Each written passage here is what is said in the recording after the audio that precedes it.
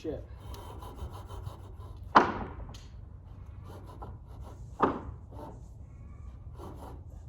And it's why I sleep well at night.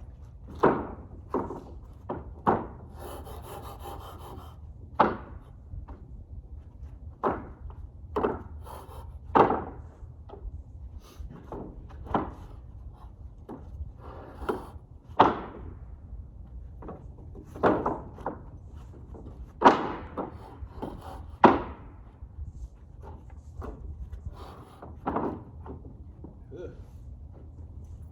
That one's soft.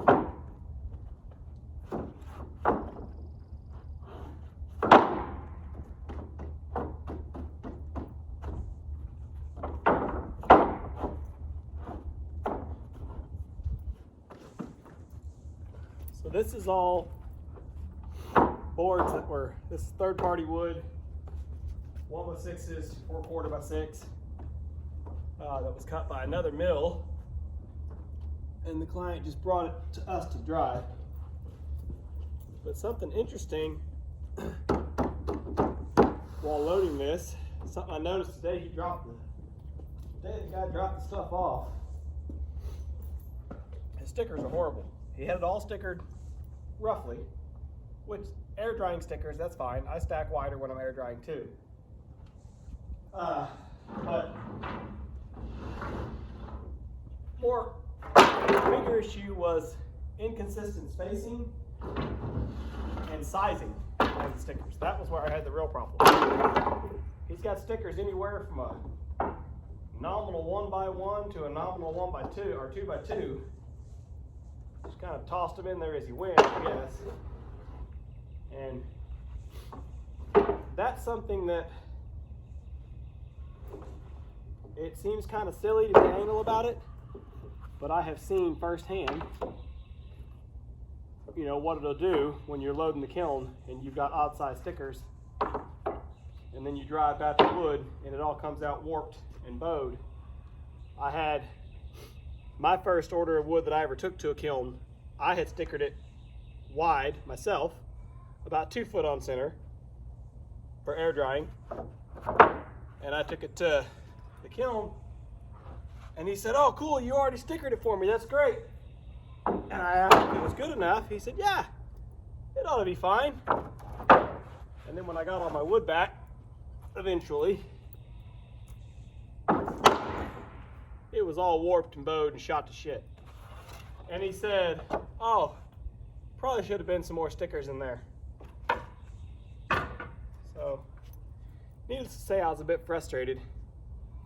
And I kind of made a vow that I would not do that. So, I could have been lazy and just thrown these bundles just the way he brought them right in the kiln, strapped them down and said, "Go with it." But that would have reflected poorly on me and it would have done a poor job for the client. But these are actually, I don't know how well the camera will show, these are all sweet gum boards here. What I just loaded was white oak. There's sweet gum, white oak, and more sweet gum. He kind of got the bundles jumbled too. It was supposed to be, you know, each bundle was supposed to be all one wood species. But he got his bundles mixed up a little bit, which again, whatever. Sorting it as I go. See? Huh? Are you making a video or talking to somebody? Making a video? Should you get Kinsey an appointment? Yeah. Teledon? It's already taken care of. Prescription's called into Walgreens. Don't worry. Kelsey C will try to call me. They're like, "Yeah, we need to schedule this testing." I said, "No, we don't." I said, "We already got the COVID test and it's negative, just like I said it was." Oh, well, the lady started to get sassy. I'm like, I said from the start, it was strep throat, and the doctor didn't want to listen, so I'm not going to schedule these appointments because I don't want to pay another copay. Yep. Just left it at that. Well done. So, whether or not you guys can see or tell how different those two stickers are. Of course, they're different heights too, which that doesn't matter because they're laid flat, but come on. And I know that seems, like I said, it seems like a minor detail, but it can be a huge detail, especially if it's pervasive. If he does this over and over, if each layer he continues to go thick and thin, the whole pile gets all bulged and bowed. There's boards further down here, sweet gum. You can't see it now because they got weight on them, but when I put them on the trolley, they were bowed up this way and bowed up that way. And oh well. So we dried so far for this client. He brought 5 bundles of lumber. It was basically, from what I've seen anyway, the first bundle to come out was white oak and pine with a couple of sweet gum boards that snuck in. And now I've done loading back in a bundle of almost all sweet gum. It had, I think it had 8 or 10 oak boards. And this bundle was, I thought, all oak, but it's got some sweet gum on the bottom. I try, as I'm loading the kiln, I try to organize it, you know, best I can, just so I know when I'm going through checking the layers, in case I forget. You know, some of this wood, as it dries, it changes color a little bit or whatever, and it's like, oh, well, what was that? I don't remember. Which is not in here long enough for me to really truly forget, but yeah. Anyway, it never hurts to stay organized. It helps when you go to unload, too.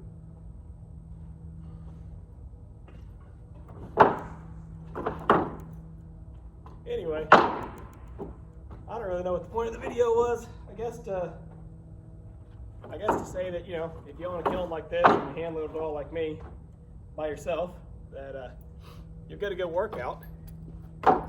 And also to say, do better with your stickers. That should really be the point of the video. Do better with your stickers. I'm actually working on,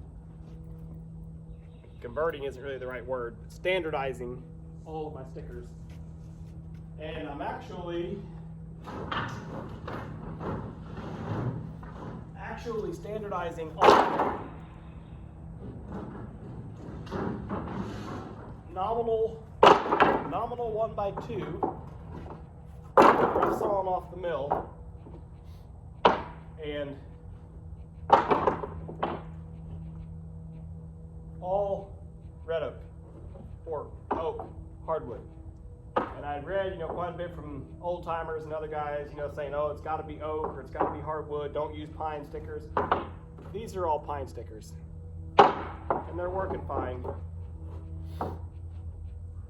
Every now and then I'll pull one out, you know, unload the kiln, and one of them will have split or cracked or broke across a knot, and I just throw it away. And if I run too short, I'll go cut more.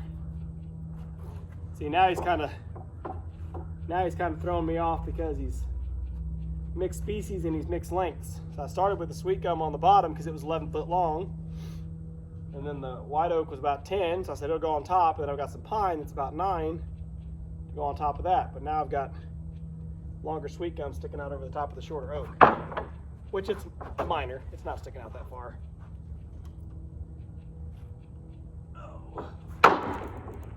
Just, come on. There's frogs. There's frogs in here everywhere.